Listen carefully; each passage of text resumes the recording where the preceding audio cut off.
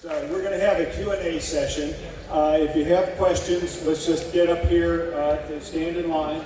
I'm going to start off the Q&A with a question to Ed Wellborn.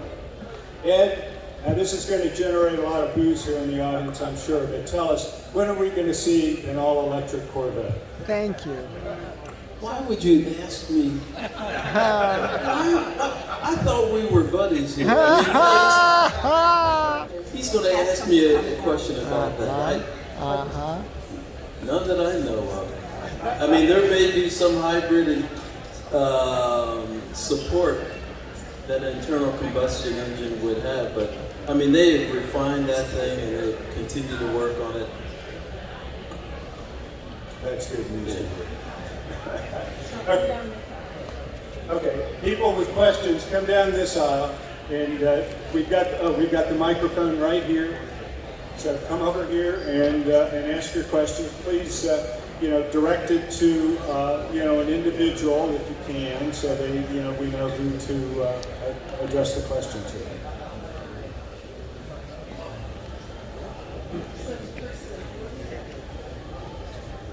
All right.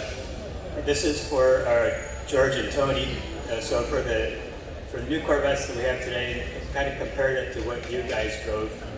I think the cars you drove, to me at least, are a lot more visceral and probably a lot less traction than what the cars have today.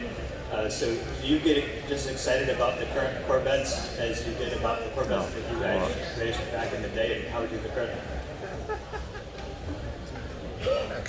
Well, I just wonder when they're going to do a lightweight version.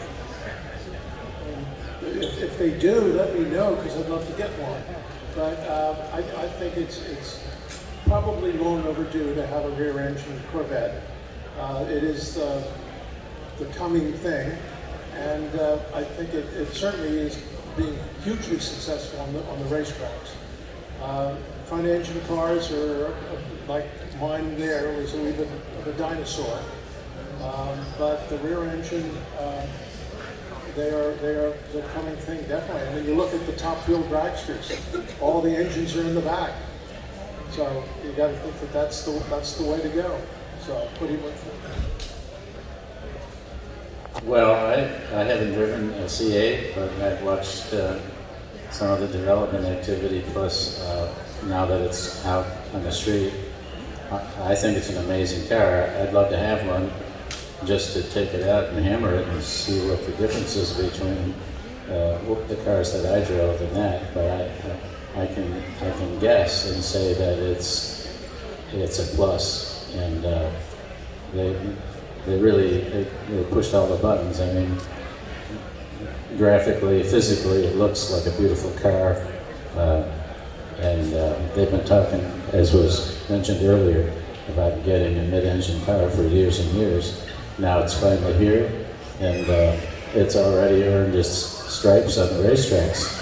And so I think it's really about as smooth a transition as you could imagine. And I think we did our part for the previous design cars that were front engine, and now this is the new era. And they're taking it forward, and they're doing a darn good job of it. I have a question.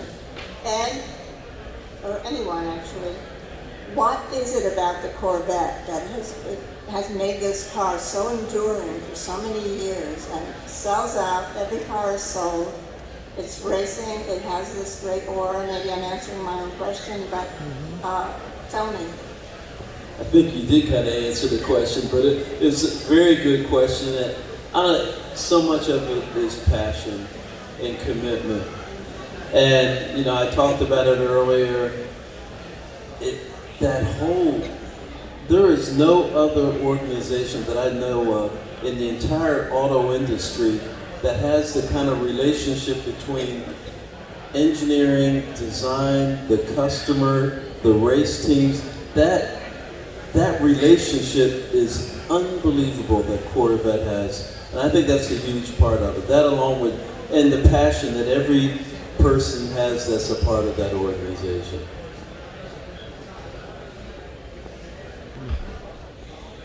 Okay, any more questions, anyone? Come over here and use the microphone. This question would be for anyone who would like to answer.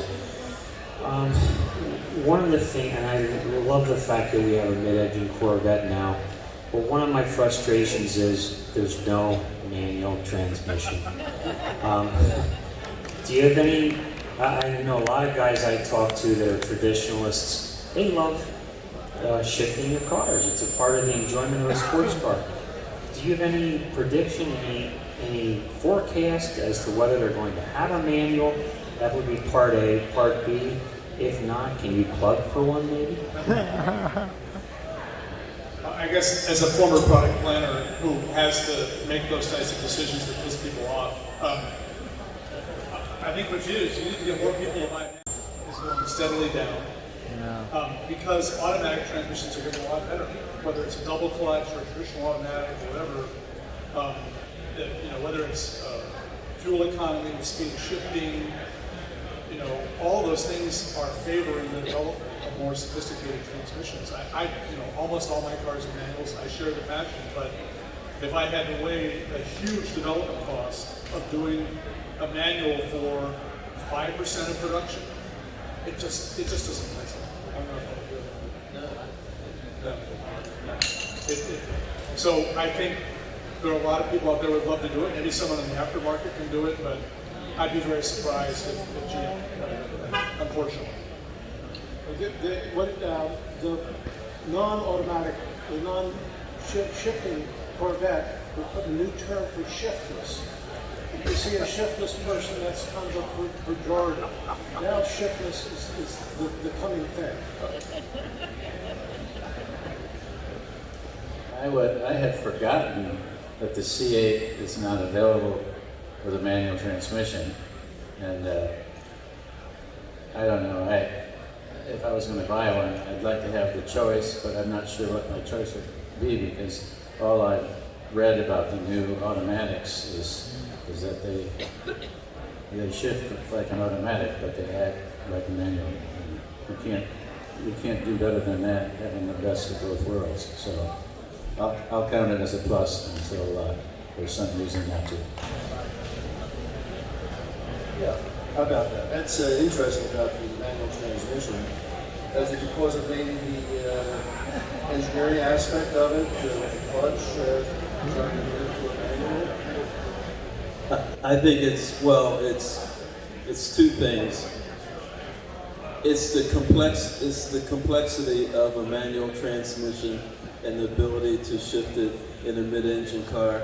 There are some mid-engine cars that have it, not many. But on the most part, customers want the automatic. On the most part. Okay, thank you. On my first car I had, second car I had was a 61 Corvette back in 1968. I bought it for $1,700. And the fellow I bought it from bought a 68 427 green, great, or interior, beautiful car. But anyways, for $1,700, and a couple years later, a fellow offered me his 63 split window, trade it up, and I didn't do it. Oh. But anyway, I went from 61 to went 80, got out to the 71, 77, now 82, and now Corvette guy from way back. Thank you very much. I want to get your order ready before you leave. Please. Both of us, yes. Okay, thank you very much.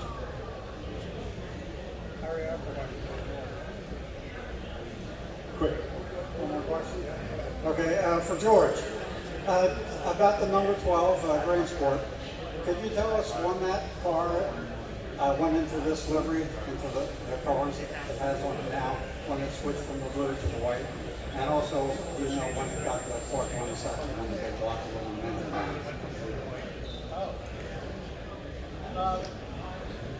Why did I pick that color scheme?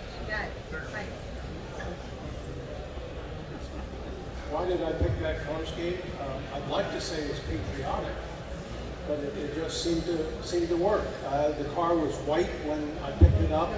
In fact, that's a rather amusing story. Roger said, would you like to buy the other Roadster? And I said, sure. So he said, here's the address. Go out to Detroit and ask for Mr. Duntop. So then I was, 24 or something like that. So I went where I was instructed and asked for Mr. Duntop. And out he came and he said, George, would you come with me? I would like to show you something in the warehouse here. And so before I picked up this car, we went through the experimental warehouse, I guess was. Take a look at this. And I swear to God, it was a 4 overhead cam V8. I don't think it's ever appeared in a car from General Motors, but it was absolutely extraordinary. So I loaded this car on the back of the trailer, took it back home, and put a 427 in it. But why that color scheme? Well, like I say, when I got it, it was white. So it'd be cheaper to put just a blue stripe on it than it would be to redo the whole thing. So there it is. Thank you.